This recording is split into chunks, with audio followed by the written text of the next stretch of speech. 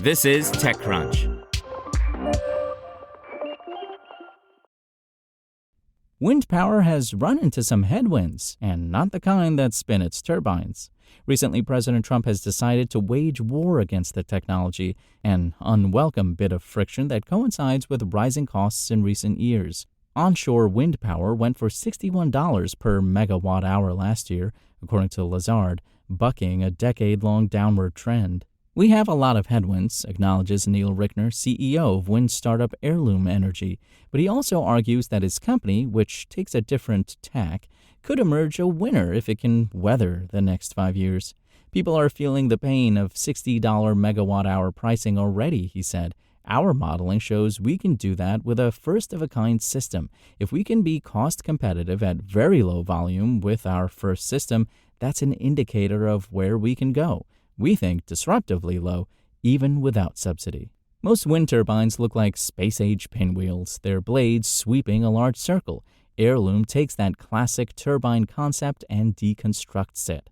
The startup swaps 3 long blades for an arbitrary number of much shorter ones, attaching them to a cable that runs along an oval track that can be as long or short as desired. The total height of the system is about 60 feet, far shorter than a typical wind turbine. To prove that it can generate as much power as those tall boys, AirLoom broke ground on its pilot site northwest of Laramie, Wyoming on Wednesday, the company exclusively told TechCrunch. "We've got it all in the simulation. Now we gotta go build it," Rickner said. The pilot system will generate around 150 kilowatts of electricity, though its parts will be the same as those in a megawatt-scale installation. The only difference, he said, is that the track will be shorter in the pilot, about the size of a high school running track with 100-meter straights.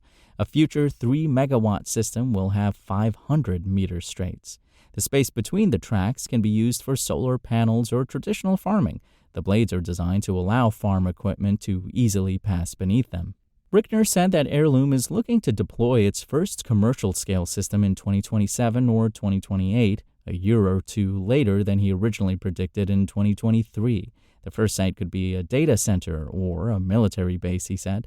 AirLoom has always been targeting the military as a possible customer. No surprise, given Rickner's background as an FA-18 pilot for the U.S. Marine Corps. But more recently, the company has been talking with data center developers. Many of them, Rickner said, have been struggling to secure wind turbines before 2030. "What we're showing is that we can deploy a system in 27-28. It'll be an early-stage system, but I can get you those early-stage systems sooner. And then I can be on my 3rd iteration of the AirLoom system by 2030, Rickner said. That, he added, got the attention of several of those developers.